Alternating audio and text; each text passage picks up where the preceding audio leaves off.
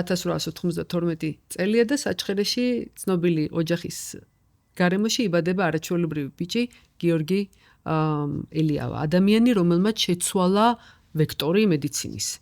დღესდღეობით დაუსაბუთებლად არის ამ ადამიანის სახელი ისევ დაკნინებული მიუხედავად იმისა, რომ პროპაგანდა მიდის, მაგრამ ბაქტერიოფაგის შექმნა მაინც დარელთანაა დაკავშირებული და დერელის გარდა გიორგი უკაცრავად ელიავას სახელი ერთგვარად, ასე ვთქვათ, ჩრდილში არის მოქცეული. რატომ?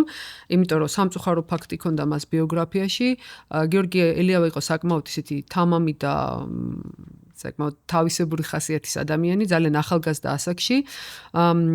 იგი სხვათა შორის თუ რამ კარგი გაუკეთებია თავისუფალ საქართველოს, დემოკრატიული საქართველოს ხელისუფლებას, ერთ-ერთი იყო, რომ 2018 წელს ელიავა პარიზში გააგზავნა სასწავლებლად. ჩამოდის იქიდან განათლებული, უზომოდ ცნობისმოყვარე ახალგაზრდა ბიჭი საქართველოში, რომელსაც უკვე დერელთან ნაცნობობა აკავშირებს, იცის რა ხდება ბაქტერიოფაგის მიმართულებით, იცის რომ არსებობს ვირუსები, რომლებიც ბაქტერიაში შეიძლება შეიყვანო და ბაქტერია მოაკვლევინო, ისე რომ ორგანიზმს ზიანი არ მიაყენო და ეპატიჟება თბილისში არც მეტი არც ნაკლები დერელს, რომელიც აპირებს ჩამოსვლას, მაგრამ იწყება გასაბჭოების პერიოდი და დერელი საბჭოთა მთავრობას მიუხედავად იმისა, რომ როგორც ამბობენ სტალინმა თხოვა არ ჩამოდის. დერელს უხსნიან ინსტიტუტს, დიდი ხვეწნა მუდარის მერე, ამბობენ, რომ სერგო ორჯონიკიძე დაეხმარაო, მაგრამ ამის გამო მას სამკვდრო სასიცოცხლოდ გადაეკიდება ლავრენტი ბერია.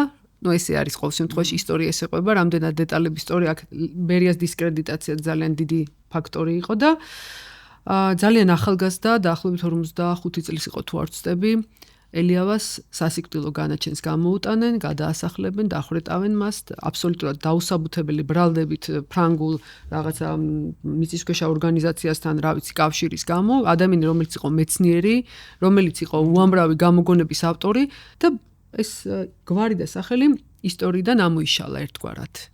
ჩვენ ვართ ის ქვეყანა, რომელსაც გვაქვს გასაღები, როგორ გადავარჩინოთ კაცობრიობა ზომბი აპოკალიფსისგან, რომელიც დადგება ბაქტერიების გამრავლებით. ეს არის ბაქტერიოფაგის ფენომენი, რომელიც ასევე მუშაობს ნაწლავებში, მიუხედავად იმისა, რომ ბევრი მოწინააღმდეგე ამბობს, რომ ნაწლავებამდე ვერ აღწევენო ბაქტერიოფაგები. თუმცა ჩვენ გვაქვს უკვე დადასტურებული ფაქტი, რა შვება ბაქტერიოფაგი.